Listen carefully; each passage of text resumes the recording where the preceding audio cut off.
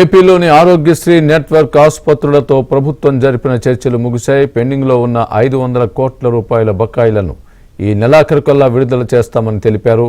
అయితే శస్త్రచికిత్సలకయ్యే వ్యయాన్ని మాత్రం ఒకేసారి పెంచలేమన్న సర్కార్ కొన్ని శస్త్రచికిత్సలకయ్యే వ్యయంలో ఎంత తగ్గిందో వివరాలు ఇవ్వాలని కోరింది.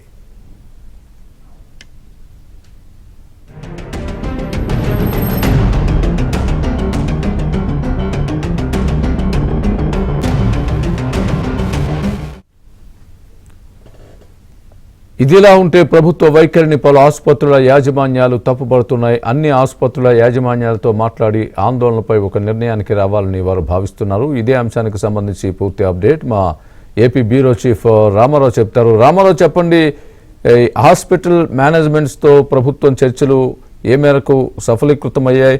వాళ్ళంతా కలిసి ఒక ఆందోళనకు ఉపక్రమించే అవకాశాలు ఏ మేరకు ఉన్నాయి? ప్రస్తుతం ఆ చర్చల నేపథ్యం ఏంటి? ఆ చర్చల తర్వాత జరిగినటువంటి వచ్చిన అవుట్పుట్ ఏంటి? రామారావు, ఉదయం నుంచి కొద్దిసేపటి క్రితం వరకు జరిగాయి. అయితే ఈ చర్చల్లో ప్రధానంగా నెట్వర్క్ ఆసుపత్రుల యాజమాన్యాలు తమకు బకాయిలు విడుదల చేయాలని, అదేవిధంగా వివిధ రకాల ప్రొసీజర్ అయ్యే శస్త్రచికిత్సలకు అయ్యే వ్యయాన్ని పెంచాలి అని చెప్పి డిమాండ్ చేస్తున్నాయి. ఈ రెండు ప్రధాన డిమాండ్లను పదే పదే రాష్ట్ర ప్రభుత్వానికి చెప్పినప్పటికీ పట్టించుకోకపోవడంతో రేపటి నుంచి నెట్వర్క్ ఆసుపత్రుల్లో ఆరోగ్యశ్రీ పేషెంట్లను చేర్చుకోకూడదు అని చెప్పి నిర్ణయానికి వచ్చాయి. ఈ నిర్ణయాన్ని రాష్ట్ర ప్రభుత్వానికి లేఖ ద్వారా తెలియజేయడంతో పాటు మీడియాకు విడుదల చేయడంతో రాష్ట్ర ప్రభుత్వ వైద్య ఆరోగ్య శాఖ ప్రిన్సిపల్ సెక్రటరీ కృష్ణబాబు వీళ్ళందరినీ కూడా ఈరోజు చర్చలకు ఆహ్వానించారు. నెట్వర్క్ ఆసుపత్రుల యాజమాన్య కమిటీ ఈ రోజు చర్చలకు వెళ్ళింది. ఈ చర్చల్లో 500 కోట్ల రూపాయలు ఈ నెలాఖరికల్లా విడుదల చేస్తాము అని చెప్పి కృష్ణబాబు హామీ ఇచ్చారు. అదేవిధంగా నెట్వర్క్ ఆసుపత్రులు ఏవైతే చెప్తుందో ఈ రకాల శస్త్రచికిత్సలకు అయ్యే వ్యయాన్ని బ్లాంకెట్ గా పెంచడం సాధ్యం కాదు అని చెప్పి రాష్ట్ర ప్రభుత్వం స్పష్టం చేసింది.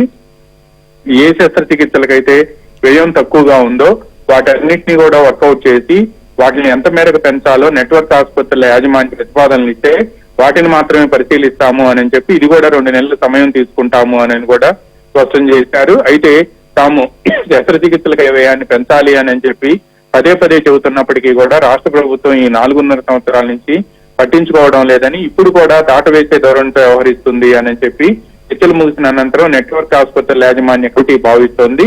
దీనికి సంబంధించి ఈ రోజు సాయంత్రంలకు నెట్వర్క్ ఆసుపత్రుల యాజమాన్యాలతో సమావేశమై భవిష్యత్తు కార్యాచరణపై నిర్ణయం తీసుకోవాలి అని కూడా ఆసుపత్రుల యాజమాన్యాలు నిర్ణయించాయి. ఈ రోజు సాయంత్రం విజయవాడలో సమావేశం నిర్వహించి ఆ తర్వాత రేపటి నుంచి ఆరోగ్యశ్రీ పేషెంట్ ను చేర్చుకోవటమా లేదా అనే అంశంపై ఒక నిర్ణయానికి వచ్చే అవకాశం ఉంది. అయితే మెజారిటీ ఆసుపత్రుల యాజమాన్యాలు మాత్రం ఎట్టి పరిస్థితుల్లోనూ వివిధ రకాల శస్త్రచికిత్సలకు ధరలు పెంచితేనే తాము ఆసుపత్రులను నిర్వహించగలగని, అదేవిధంగా ఆరోగ్యశ్రీ కింద పేషెంట్లను చేర్చుకునే అవకాశం ఉంటుంది అని కూడా చెబుతున్నాయి.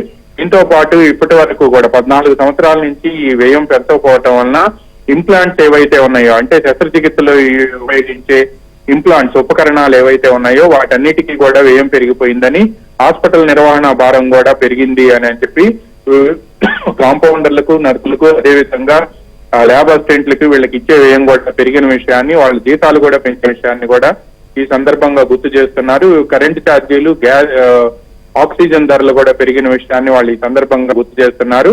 అందువల్ల వ్యయం పెంచకపోతే మాత్రం ఆసుపత్రుల నిర్వహణ కష్టంగా మారుతుందని, అందువల్ల రాష్ట్ర ప్రభుత్వం వ్యయం పెంచే అంశానికి సంబంధించి ఎటువంటి హామీ ఇవ్వకపోవడంతో తాము ఏదైతే కార్యాచరణ నిర్ణయించామో ఆ కార్యాచరణతో ముందుకు వెళ్ళాలి అని చెప్పి కొంతమంది ఆసుపత్రుల యాజమాన్యాలు ఇప్పటికే కమిటీకి స్పష్టం చేశాయి.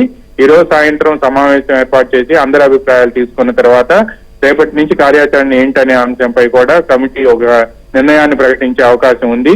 స్వామి. రైట్ రామారావు.